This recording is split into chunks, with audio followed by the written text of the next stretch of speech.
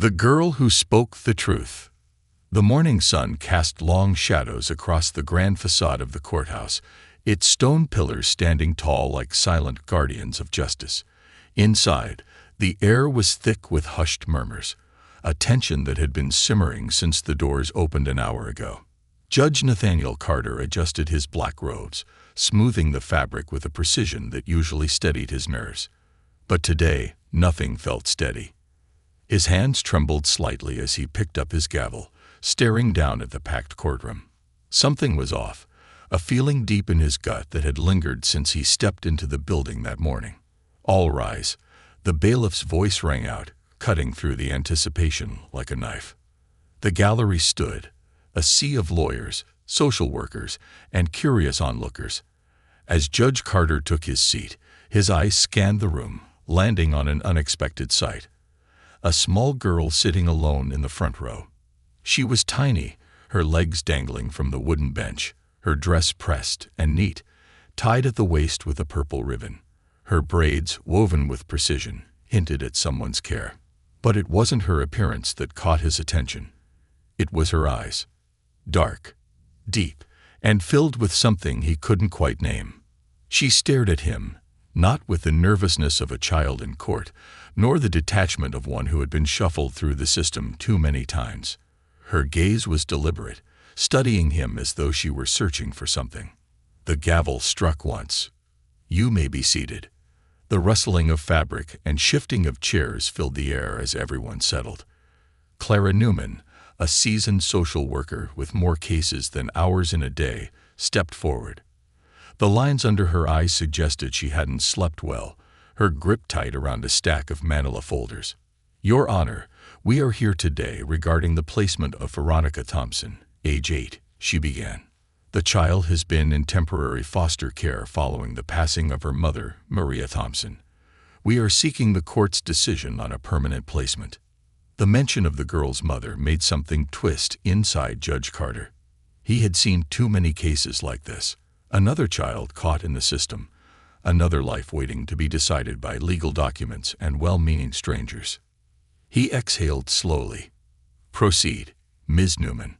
For the next hour, he listened as lawyers debated, as files were opened and referenced, as statistics and placement histories were recited in monotone voices.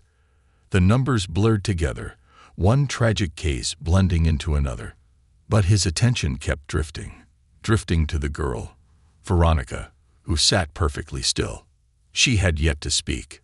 Her small hand rested inside her pocket, gripping something unseen. A photograph, perhaps. A trinket. Judge Carter's years in the courtroom had taught him one thing. When children in these cases held onto something tightly, it meant everything to them. A memory, a secret, a piece of the past they refused to let go of. "Your Honor," one of the attorneys stood. "Given the limited foster placements available and the lack of immediate relatives, we recommend Veronica remain in her current temporary home until further options are considered." Judge Carter pressed his fingers together, his expression unreadable. He had heard this before. Too many children fell into this limbo, waiting for a future that never quite arrived. He turned to Clara Newman. "What does Veronica say about this?" The social worker hesitated, glancing at her notes. "She hasn't spoken much, Your Honor. We believe she's still adjusting." "I'd like to hear from her." His voice was firm but calm. A murmur rippled through the room as all eyes turned to the little girl. Veronica blinked, as if she had been expecting this moment. Slowly, she stood, her small hands gripping the edge of the wooden barrier in front of her. The courtroom waited. The silence stretched. Then, in a voice soft but unwavering, she spoke.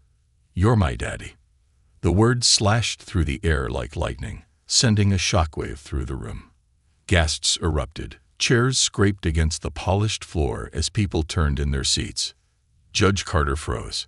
His heart slammed against his ribs, the breath stolen from his lungs. He felt the weight of the courtroom pressing down on him, eyes drilling into his every reaction.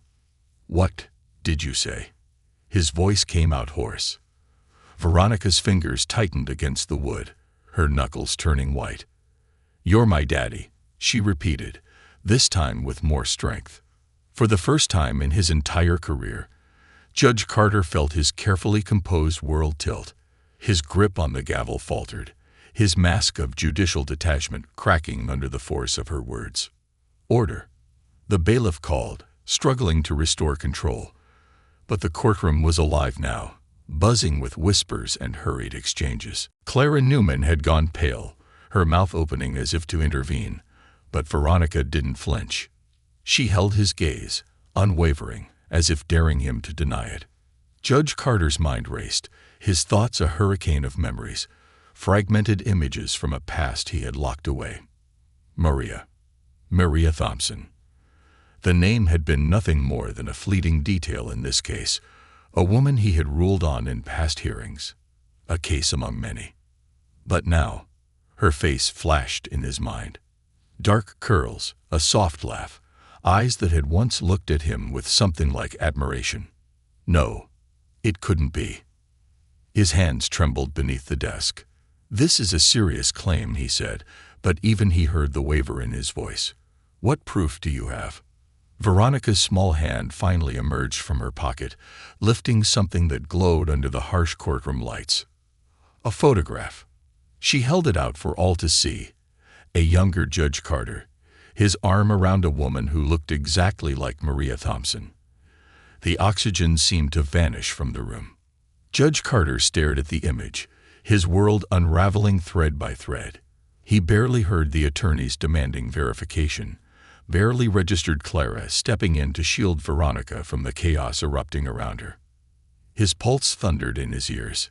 His voice, usually so commanding, failed him. Your Honor. Clara's voice was gentle but insistent. The gavel slipped from his fingers, clattering against the desk. Maria had been in his courtroom. Maria had once stood before him. Maria had been pregnant. He swallowed, the weight of the truth threatening to crush him whole. He barely found the strength to speak, but when he did, the words sealed his fate.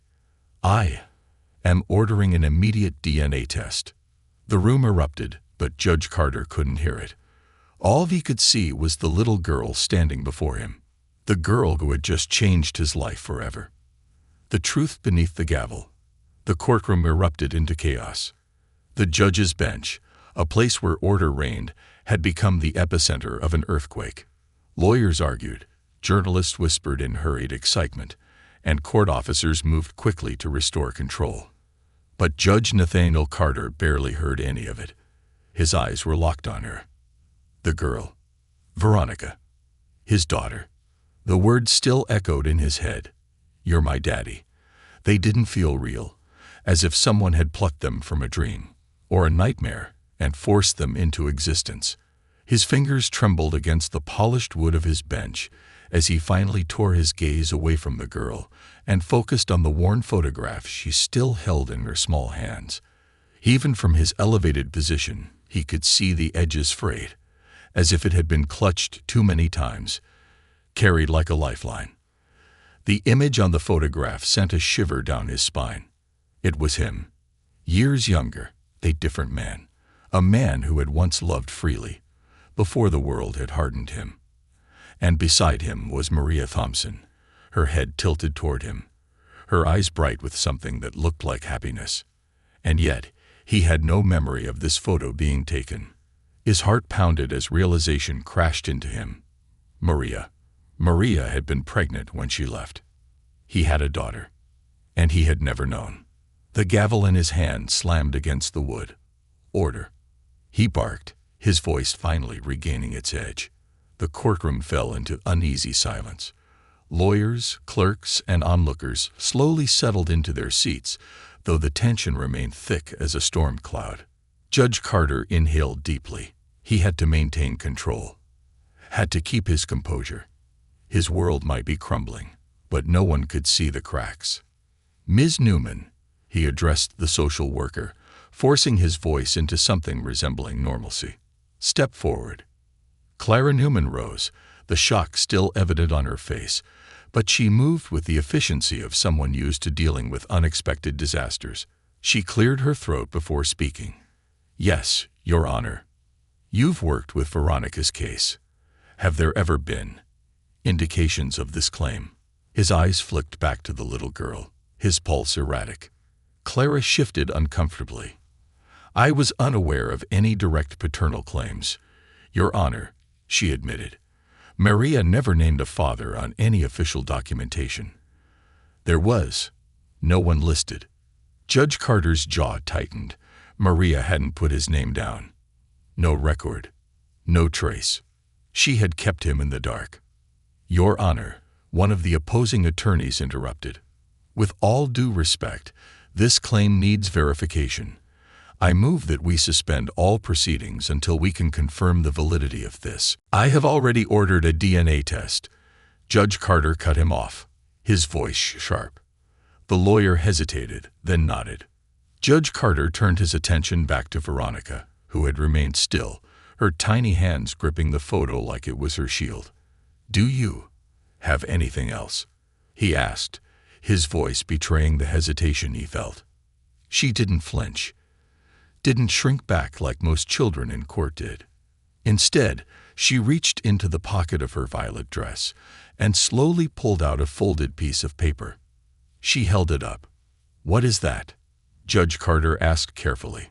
She hesitated, as if she didn't know if she could trust him. Then, with slow and deliberate movements, she unfolded the letter and placed it on the table in front of her. Clara picked it up, scanned the first few lines, then stopped breathing. Judge Carter felt his stomach tighten. Ms. Newman.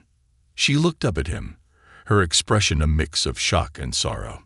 Then she turned the paper so that he, and the entire courtroom, could see it.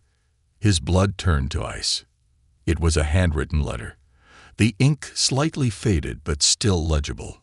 It was from Maria Thompson, and it was addressed to him. Dear Nathaniel, I don't know if you'll ever read this. Maybe I'll never be brave enough to send it. Maybe I'll burn it like I burned the first draft. But if you're reading this, then it means I'm gone and Veronica has found you. I never told you. I should have. I was young and scared, and I let my fear make the worst decision of my life. I left. I left because I thought I would be a burden to your dreams. You always wanted to be a judge, and I thought I would only hold you back. I was wrong. Veronica deserves to know you. She deserves to have a father. If there is any part of you that remembers the man I once knew, please don't let her end up lost in the system. She needs you. She is your daughter. Maria. Judge Carter's vision blurred. His throat felt like it was closing. Maria's handwriting. Her words. The courtroom vanished around him. It was just him and the letter. Him and the truth. A truth he had never known. A truth that had been taken from him. He forced himself to look up, to meet Veronica's gaze. She was watching him. Waiting. For what? For him to acknowledge her. For him to accept what she had always known. The words from the letter burned into his mind. She needs you. This little girl, the one standing in the middle of his courtroom, the one who had just shattered his world, was waiting for him to say something. To claim her. To accept her. To be what Maria had hoped he could be. The silence in the courtroom stretched. Every eye was on him. Waiting. His fingers clenched around the letter, the weight of it almost crushing. Then he did something no one had ever seen Judge Nathaniel Carter do before. He stood, stepped away from the bench, and without hesitation, without thinking, he slowly walked down the steps toward the little girl who had just changed his life. He stopped a few feet away from her, his voice hoarse when he finally spoke. Veronica. She flinched slightly at hearing her name come from him, but she didn't move. Judge Carter inhaled sharply, his heart pounding so loudly it drowned out the rest of the world. And then, for the first time in his life, he spoke words that he never thought he would say. Words that would alter the course of everything. I believe you. The courtroom gasped, and Veronica's eyes filled with tears. Blood doesn't lie. Judge Nathaniel Carter sat alone in his chambers, the walls pressing in around him like a prison. The letter from Maria lay open on his desk, the ink staring back at him like a ghost of the past. She needs you. Those words had etched themselves into his soul the moment he read them. Veronica was his daughter. The DNA test would prove it, but he already knew. He had seen it in her eyes, in the quiet way she held herself, in the way she had looked at him in that courtroom as if she had been waiting for him her whole life. He gripped the edges of his desk, breathing hard. His carefully constructed world was falling apart, brick by brick. The law had always been his foundation, clear, structured, unshakable. But now the law felt cold, a rigid thing that couldn't explain how an 8-year-old girl had just walked into his life and broken down every wall he had ever built. There was a knock at the door. He didn't respond immediately. He needed a second to push back the storm inside him, to force himself into control. Another knock, firmer this time. He exhaled sharply. Enter. The door creaked open, and Clara Newman stepped inside, a thick envelope clutched in her hands. Her usual confident stride was gone, replaced by something careful, hesitant. "Your Honor," she began, her voice softer than usual. "The DNA results have arrived." The room seemed to shrink. Judge Carter forced himself to nod, though his body felt disconnected from his mind. He reached for the envelope, but his hands were shaking.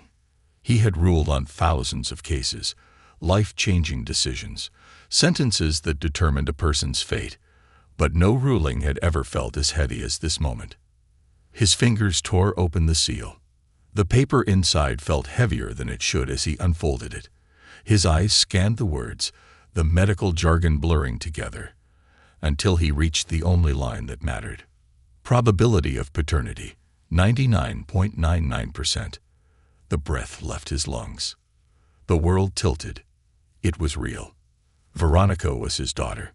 Clara exhaled a breath she had been holding. "I'm guessing you didn't need the paper to tell you." Nathaniel shook his head, his throat tight. He set the document down carefully, as if it were a verdict he wasn't ready to face. "What happens now?" His voice was hoarse. Clara's eyes softened. "That depends on you." The weight of fatherhood. That night, Nathaniel sat in the dimly lit living room of his home, staring at an untouched glass of bourbon. Across from him, Detective Marcus Hale, his younger brother, watched him with that same sharp-eyed stare he had carried since their childhood. "You're quiet," Marcus finally said, tapping a cigarette against the table, though he didn't light it. Nathaniel exhaled. "I don't know what the hell I'm doing." Marcus smirked. "Never thought I'd hear those words come out of your mouth." Nathaniel rubbed a hand down his face, frustration coiling around him like a vice. "I never knew," he murmured. "I had no idea Maria was pregnant. She left." Marcus. "No note, no phone call. Just gone." Marcus leaned back. "And now she's dead. And that little girl is here. And she's yours." His voice carried no judgment, just facts.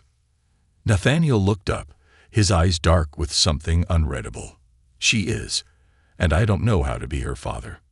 Marcus's expression softened, the detective's mask slipping for just a second. "You will." Nathaniel let out a short, bitter laugh.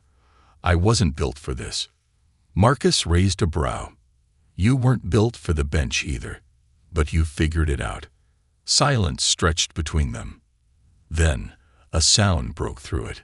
A small knock. Nathaniel turned his head toward the hallway. The door creaked open slightly, and Veronica peeked inside. She hesitated, her small hands gripping the edge of the doorframe. Nathaniel set his glass aside and cleared his throat. "Come in." She stepped forward carefully, her feet barely making a sound against the floor. She was clutching her journal, the same one she always kept close. I couldn't sleep," she admitted softly. Marcus shot Nathaniel a knowing glance before standing. "I should go." Nathaniel barely heard him leave. His focus was solely on Veronica now. She lingered a few feet away, as if unsure if she was welcome. Nathaniel gestured to the seat across from him. "Want to sit?" She hesitated. Then, slowly, she nodded and climbed onto the couch, tucking her legs beneath her.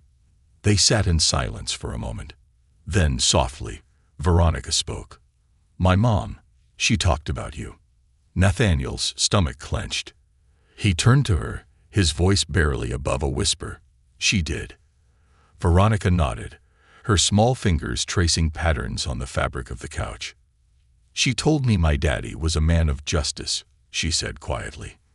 "That he always did the right thing, even when it was hard." Nathaniel felt his chest tighten. "I don't always get it right." Veronica looked up, meeting his eyes. "Neither did Mom." Silence. Then, tentatively, she shifted closer, her small frame barely touching his arm. Not quite leaning into him, but close enough. "I don't know how to do this," she admitted. Nathaniel swallowed the lump in his throat. "Neither do I." She nodded, seeming to accept that answer. A few more seconds passed. Then, without warning, Veronica rested her head against his arm. A small, fragile gesture. Nathaniel's entire body stilled. Then, slowly, carefully, he let out a breath and rested his hand lightly over hers. The room was quiet, but in that silence, something shifted. A bond. A beginning. A promise. Shadows in the system. The night air was thick with tension. A storm brewed on the horizon, its distant thunder rumbling like a warning. Judge Nathaniel Carter stood on the porch of his home, his hands gripping the railing, his breath slow and controlled. Inside, Veronica slept, or at least he hoped she did. His mind had been in a war zone since the DNA test came back. There was no denying it now. She was his daughter. And yet, the weight of that truth sat heavily on his chest, pressing down like a sentence he had no power to overturn. His whole life, he had been a man of rules, of control, of justice. Now he was a father to an 8-year-old girl who had spent most of her life waiting for him. A father to a girl whose mother had kept her existence a secret. A father to a girl who had seen things a child never should. And that was the part that haunted him the most. Because he had a feeling deep in his gut, a feeling that had never steered him wrong, that Maria hadn't just died in an accident. Something wasn't right. The way her records had been buried. The way Veronica's foster placements had been altered. The secrecy, the missing files, the redacted reports. Someone had been trying to erase the truth. And now, that truth was sleeping under his roof. The warning. The next morning, Nathaniel walked into his chambers, only to stop cold. Sitting on his desk was an unmarked envelope. His instincts kicked in immediately. He scanned the room, checking for anything unusual. His office was pristine, the same way he had left it the night before. But someone had been here. He picked up the envelope, his heartbeat steady but sharp. Inside was a single typed note. "Drop the case. Drop the girl. You don't want this fight." No signature, no indication of who sent it. Just a clear and chilling threat. Nathaniel's hands tightened around the paper. Someone wanted him to walk away. But if they thought a simple threat would make him back down, they had no idea who they were dealing with. His phone buzzed. Marcus Hale. Nathaniel answered immediately. "Tell me you have something." His brother's voice was grim. "Oh, I have something, all right. But you're not gonna like it." The truth no one wanted to see.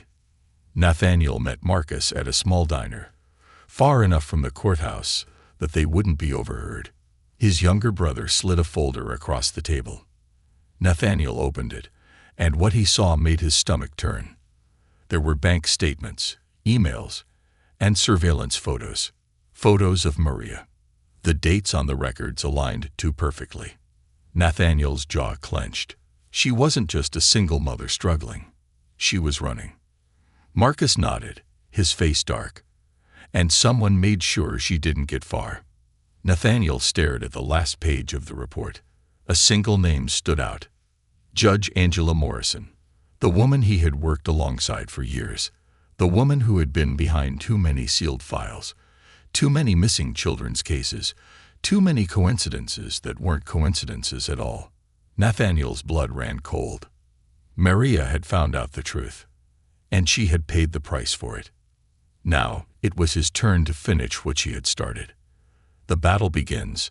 Nathaniel returned home to find Veronica sitting at the kitchen table, scribbling in her journal. She looked up as he entered, her eyes searching his face. "Did you find out more about Mom?" she asked softly. He hesitated. She was only 8, but she had already lost too much. He wanted to shield her from this, to let her hold on to whatever childhood she had left. But Veronica was smart. She had spent her whole life learning how to read people, how to sense danger before it arrived. She already knew something was wrong. Nathaniel knelt beside her. "I did." Her fingers tightened around her pencil. "Is it bad?" Nathaniel exhaled. "I think someone hurt your mom, Veronica. Someone powerful." Her eyes darkened, her small hands clenching. She was so much like Maria. Fierce, brave, and carrying the weight of the world on her shoulders. "I want to help," she said, her voice barely above a whisper. Nathaniel's heart ached. "You don't have to," he said. "I'm your father now. It's my job to protect you." She looked up at him, her eyes shining. "But you can't do it alone." Silence stretched between them. And in that silence, Nathaniel realized something. Veronica wasn't just a witness to this story. She was the key. She was the only one who had lived in Maria's world. The only one who had heard the whispers, seen the threats, remembered the faces. And now, those same people wanted her gone. But over his dead body would he let that happen? Nathaniel reached out, brushing a loose braid from her face. "We're going to end this, Veronica." Her voice was steady when she answered. "I know. The storm arrives." That night, Nathaniel barely slept. His mind was a battlefield, turning over every possible move, every angle, every risk. By morning, he had made his decision. He wasn't going to play defense anymore. It was time to go on the offensive. He called Marcus. "I need a press conference set up," he said. Marcus hesitated. "You sure about that? The media's already circling like vultures." "That's exactly why we do this," Nathaniel said. "We bring it all into the light. We don't let them hide behind shadows anymore." Marcus sighed. "Then you'd better be ready. Because once we do this, there's no turning back." Nathaniel looked over at Veronica, who was sitting quietly at the table, flipping through old photographs of Maria. He clenched his jaw. There never was. No more running. Nathaniel Carter stood in his office, the weight of the press conference decision pressing against his ribs like a vice. He had spent years upholding the law, ensuring justice was served within the strict boundaries of the court. Now he was stepping into dangerous territory, one where the rules were blurred and powerful people didn't like to lose. His phone buzzed. "Marcus." "You sure about this?" Marcus asked, his voice laced with concern. "I'm sure." Nathaniel's grip on his phone tightened. "Morrison, and whoever she's working with aren't just breaking the law. They're covering their tracks with blood. Maria's blood. How many other families have been destroyed because of them?" There was a beat of silence. "You've never been the kind to go outside the system," Marcus finally said. Nathaniel exhaled sharply. The system isn't working. If it were, Maria would still be alive, and Veronica wouldn't have spent the last few years being shuffled like a pawn. Marcus sighed. "Press conference is scheduled for tomorrow afternoon. But be ready. You're about to make a lot of enemies." Nathaniel glanced over at Veronica, who was sitting in the living room, staring at Maria's photograph. "I already have them." The press conference. The following day, the courthouse was swarming. Cameras lined the steps. Reporters murmured in hushed excitement. Nathaniel stood at the podium, his suit impeccable, but his hands steady with rage. He wasn't here as a judge today. He was here as a father. Clearing his throat, he spoke into the microphone. "The case of Veronica Thompson is not just about custody," he began. "It is about a system that has failed too many children. A system where records disappear, where decisions are influenced by those with money and power, and where some children become commodities rather than lives." Murmurs rippled through the crowd. Reporters leaned forward. Nathaniel continued, his voice stronger now. I have irrefutable proof that foster care placements have been manipulated for financial gain. I have evidence that a high-ranking judge in this very courthouse has taken part in this corruption. Gasps, flashes from cameras. The air changed. A journalist in the front row raised a hand. Are you accusing a specific judge? Nathaniel met her gaze. Yes, he said. Judge Angela Morrison. The crowd erupted. Shouts rang out. More flashes. Marcus, standing at the edge of the press pool, kept his face stone cold. Nathaniel wasn't done. I believe that my daughter's mother, Maria Thompson, was murdered because she uncovered these crimes, and I will not stop until those responsible are held accountable. His voice echoed across the courthouse steps. No one spoke for a long moment. Then, a gunshot rang out. The bullet that missed. Nathaniel's body reacted before his mind could process it. He lunged forward, grabbing Veronica and pulling her down as the crowd screamed. Reporters scattered. Security swarmed. Marcus was already moving, his gun drawn. Sniper, he shouted.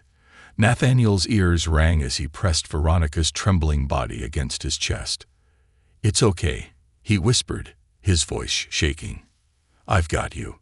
Her tiny hands clenched onto his jacket. More security officers moved in. Marcus barked orders. Lock down the building. Check the rooftops. Nathaniel felt cold fury course through him. They had just tried to kill him. Not a warning. Not a threat. A kill shot. Whoever was behind this was desperate. And desperate people were dangerous. The aftermath. An hour later, Nathaniel sat in a secured safe room inside the courthouse. Veronica sat beside him, a blanket wrapped around her shoulders, her eyes wide with shock. Marcus paced. No immediate suspects, he said, his jaw clenched. Shooter was positioned on a rooftop 2 blocks away. By the time we got there, they were gone. Nathaniel's hands balled into fists.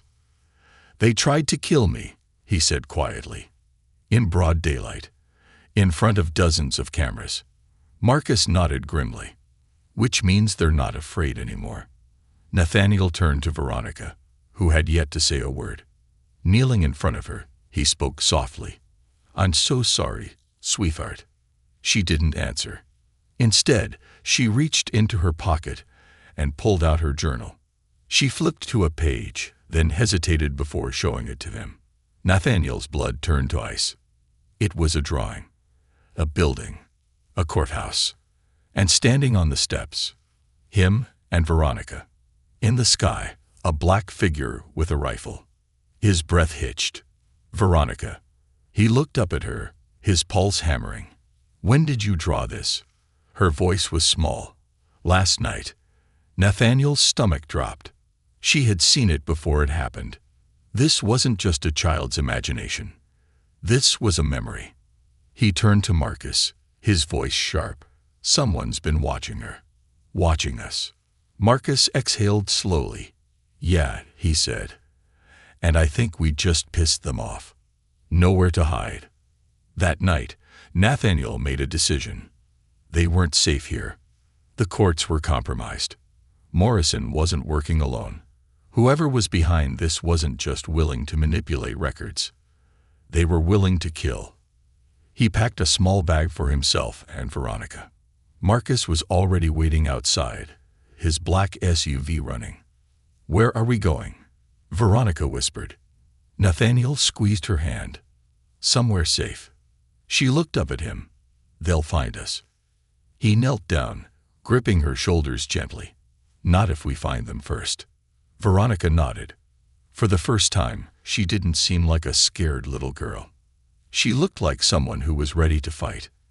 Nathaniel placed Maria's letter into his pocket. And then, without looking back, they disappeared into the night. Running toward the truth. The road to nowhere. The hum of the engine was the only sound in the SUV. Nathaniel Carter gripped the steering wheel, his knuckles white, his jaw clenched tight. His mind raced as he watched the darkened highway stretch endlessly before him. Veronica sat in the back seat, wrapped in a blanket, her journal clutched tight against her chest. She hadn't said much since they left the city. She had seen a man try to kill them. She had felt the weight of being hunted, and she hadn't even cried. Nathaniel glanced at her through the rearview mirror, his heart twisting at the way she stared blankly out the window. This wasn't the life an 8-year-old should have. But this was the only way to keep her alive. Beside him, Marcus Hale checked his gun, his expression unreadable. "How far is this place?" Nathaniel finally asked. "Couple more hours," Marcus muttered, not looking up. "It's remote. Old cabin. No one knows about it." Nathaniel exhaled sharply. Good. They needed time. Time to think. Time to plan. Time to figure out who was trying to bury the truth. But deep down, Nathaniel knew one thing. They weren't just running for safety. They were running toward the fight. A cabin in the woods. The SUV pulled up to an abandoned road, the trees thick and suffocating. The headlights barely cut through the darkness. A small wooden cabin stood in the distance, barely visible against the backdrop of towering pines. It looked like a forgotten place, which made it perfect. Marcus parked the car and turned off the engine. The silence was immediate, the absence of sound almost deafening. "We won't have cell service here," Marcus warned. "No internet. Nothing." "Good," Nathaniel muttered, stepping out. Veronica hesitated before following, her small frame disappearing into the oversized blanket. Nathaniel crouched beside her. "You okay, sweetheart?" She nodded. "It's quiet. That's the point." She looked up at him, her expression unreadable. "I don't like it." Nathaniel's throat tightened. Neither did he. But he didn't have a choice. Not anymore. Inside the silence, the cabin was cold and empty, the air stale from years of neglect. Marcus lit a few lanterns, their glow casting shadows along the wooden walls. Nathaniel locked every door and window, checking twice, his instincts screaming at him to be prepared for anything. Veronica sat on the couch, her journal open in her lap. Nathaniel frowned. "What are you drawing?" She hesitated, then turned the journal toward him. Nathaniel's blood ran cold. It was a drawing of the cabin, with them inside. And outside, a figure standing in the trees, watching. His stomach tightened. "How did you know what this place looked like?" he asked, keeping his voice even. Veronica's small fingers traced the edges of the paper. "I saw it before," she whispered. Nathaniel's pulse spiked. "Before we got here?" She nodded. Marcus and Nathaniel exchanged a silent glance. Veronica had seen this place before she ever stepped foot inside it. That meant someone had been watching them. Or worse, leading them here. Nathaniel's heart pounded. "We're not safe here," he muttered. Marcus's expression darkened. "No, we're not." The truth no one wanted uncovered. Nathaniel sat at the rickety wooden table, spreading out the files Marcus had stolen before they left the city. The information was incomplete, but the picture was becoming clearer. Maria had discovered something she wasn't supposed to. High-level corruption in the foster system. Children who disappeared. Money being exchanged under the table. And at the center of it all, Judge Angela Morrison. Nathaniel clenched his jaw. She wasn't working alone. Someone higher up was protecting her. And that meant Veronica was in more danger than ever. Marcus tapped a page. Maria filed an official complaint 6 months before she died. Nathaniel's grip tightened. "Where is it?" "Gone." Nathaniel cursed under his breath. "They erased it." Marcus nodded grimly. "And they'll erase anyone who digs too deep." Nathaniel stared at the pages, his mind racing. Maria had tried to save her daughter. And now it was his turn. But he wouldn't just protect Veronica. He would burn the entire corrupt system to the ground. A visitor in the dark. The night stretched long, the forest surrounding them eerily quiet. Nathaniel checked the doors again before heading toward the couch where Veronica slept. But before he could reach her, a noise outside. A branch snapping. Nathaniel's blood ran ice-cold. Marcus was already up, his gun drawn, his movements silent. Nathaniel grabbed his own weapon. They moved to the window and froze. A figure stood just beyond the tree line, half hidden by the darkness, watching. Nathaniel's pulse pounded. "Who the hell is that?" Marcus whispered. The figure didn't move, didn't flinch, didn't speak. Just stood there. Nathaniel's grip tightened on his gun. "If they come closer," he whispered, "we take them down." Marcus nodded. They waited. Breath held. Heart hammering. And then, the figure turned and disappeared into the trees. Nathaniel exhaled slowly, his mind racing. "They knew we'd be here," he murmured. Marcus's jaw tightened, "which means it's a trap." Nathaniel looked at Veronica, who was still asleep, completely unaware of the danger surrounding her. His voice was steady when he spoke. "Then we turn it against them. No more running." By morning, Nathaniel had made a decision. They weren't hiding anymore. They weren't waiting for Morrison or her people to strike first. They were going back. "We're taking the evidence straight to the feds," Nathaniel said. "We go public. We expose everything." Marcus studied him. "That's a death sentence." Nathaniel's expression was ice. "So be it." He turned to Veronica. She was watching him, silent but understanding. And then she did something that broke him. She reached out and took his hand. Her small fingers wrapped around his tightly. A silent message, a silent trust. Nathaniel clenched his jaw. He would not fail her. Not now. Not ever. The final verdict. The return to the lion's den. Nathaniel Carter had always believed in justice. That belief had shaped his entire life, guiding him from a troubled youth to a man who wore the robe of a judge, who upheld the law with unwavering discipline. But the law had failed. The system he had dedicated his life to was filled with corruption, its foundation cracked by greed and power. And now it had turned against his own daughter. No more running, no more hiding. He would end this. Nathaniel tightened his grip on the steering wheel, his jaw clenched as the city skyline came into view. The courthouse, the battlefield. Beside him, Marcus Hale checked his gun, his face unreadable. In the back seat, Veronica sat quietly, her small hands gripping her journal. Her legs swung slightly, a nervous tick, but her face was calm. She knew.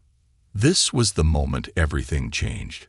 Nathaniel met her gaze in the rearview mirror, his voice steady. "You ready, sweetheart?" Veronica nodded once. "Are you?" A smirk tugged at the corner of Marcus's lips. "She's got you there." Nathaniel exhaled. No, he wasn't ready. But ready or not, it was time. He pressed the gas. A courtroom of ghosts. The moment they stepped into the courthouse, Nathaniel felt it. Eyes on him. The whispers, the tension, the waiting. The vultures were circling. They knew he was back. He walked with purpose, Veronica's small hand tucked into his own. Marcus followed, his gaze sweeping the halls for threats. At the far end of the corridor, a familiar figure stepped into view. Judge Angela Morrison.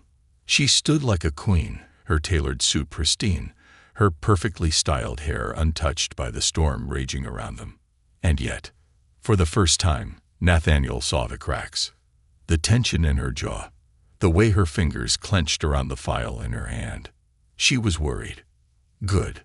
He wanted her terrified. Morrison smiled, but there was no warmth in it. "Judge Carter," she said smoothly, her voice a mask of control. "I wasn't expecting you back so soon." Nathaniel didn't stop walking. "I wasn't expecting you to be a murderer, but here we are." Morrison's smile didn't falter, but her eyes hardened. "You're making dangerous accusations." "No," Nathaniel said, gripping Veronica's hand tighter. "I'm making a case." And then he walked past her, Because for the first time in his career, he was going to make sure justice wasn't just words on paper. It was a reckoning, exposing the monster. By noon, the courtroom was packed. The case was about custody, but everyone knew it was about more than that now. This was a war. Nathaniel sat at the defendant's table, Veronica beside him, her small frame dwarfed by the massive wooden bench. Across the room, Morrison's legal team whispered among themselves, their confidence cracking. They knew. Something was coming. Judge Carla Thompson, a veteran of the bench, entered the room. She was known for her fairness, for her unwillingness to play politics. Nathaniel was betting everything on that. "All rise," the bailiff announced. The courtroom stood. Judge Thompson studied the room, her gaze lingering on Veronica for a fraction of a second before turning to the attorneys. "Let's begin." Nathaniel's lawyer, Mark Johnson, stood first. "Your Honor," he said, his voice confident, "this case is not just about custody. It's about a system that has failed one little girl." He turned, looking straight at Morrison, and the people who have profited from that failure. Morrison didn't blink, but her grip on her pen tightened. "Objection," Morrison's attorney snapped. "We are here to determine custody, not hear conspiracy theories." Mark Johnson smirked. "I have evidence," he said. The room stilled. Morrison's eyes flicked toward her attorney. A silent command. "Shut this down." Judge Thompson's gaze narrowed. "Proceed." Mark nodded. Then, with a flick of his wrist, he pressed play on the screen. And the room erupted. The tapes that broke everything. The first video was grainy but clear. Judge Morrison, seated in a private dining room, accepting an envelope stuffed with cash. "Placements are going as planned," she said in the video. "The funds will be transferred as usual." The audio was crisp, crystal clear. The next video was worse. Maria. Nathaniel's heart clenched as he saw her on screen. Maria was crying, her face full of fear. "She knows," Maria said to someone off-screen. "I found the files. If I go to the police." The video cut out. Silence. Thick, heavy, crushing. Morrison's face was white. Judge Thompson's eyes darkened. "Would you care to explain this, Judge Morrison?" Thompson's voice was razor-sharp. Morrison's lawyer jumped up. "This is doctored." "It's not," Marcus interrupted, standing from his seat. "The feds have the originals." The room shifted. Reporters in the back started typing furiously. Lawyers whispered. And Morrison. For the first time, she looked afraid. She was trapped. The verdict that mattered most. It took less than an hour for Judge Thompson to make her ruling. Nathaniel held his breath as she spoke. "In the matter of custody, I find that Judge Nathaniel Carter is a fit and proper guardian for Veronica Thompson. Permanent custody is granted." Nathaniel's heart slammed against his ribs. He had won. But Judge Thompson wasn't finished. She turned to Morrison, her expression unreadable. "As for the evidence presented today," she said coldly, "an independent investigation into these allegations will begin immediately." Gasps rippled through the courtroom. Morrison stood abruptly, her chair scraping against the floor. "You can't." "I can," Judge Thompson cut in, her voice ice-cold. And then, the words that sealed Morrison's fate. "Judge Angela Morrison, you are hereby placed under arrest." The bailiff moved. Morrison stiffened, her eyes wild. "You're making a mistake," she hissed. "No," Nathaniel said firmly. "You did." Home. That night, Nathaniel Carter unlocked the front door to his house. Their house. He set Veronica's bag on the floor, exhaling a breath that felt like it had been trapped for years. She stood in the doorway, looking uncertain. "This is my home now?" she asked softly. Nathaniel knelt before her, brushing a braid from her face. "It's ours," he corrected. She hesitated. Then, with no warning, she threw her arms around him. Nathaniel froze. Then, slowly, his arms wrapped around her. It was warm. It was real. It was family. Tears burned his eyes. He pressed a kiss to the top of her head. "You're safe now," he whispered. Veronica nodded. "I know." And for the first time in his life, Nathaniel Carter felt like he had won something that truly mattered.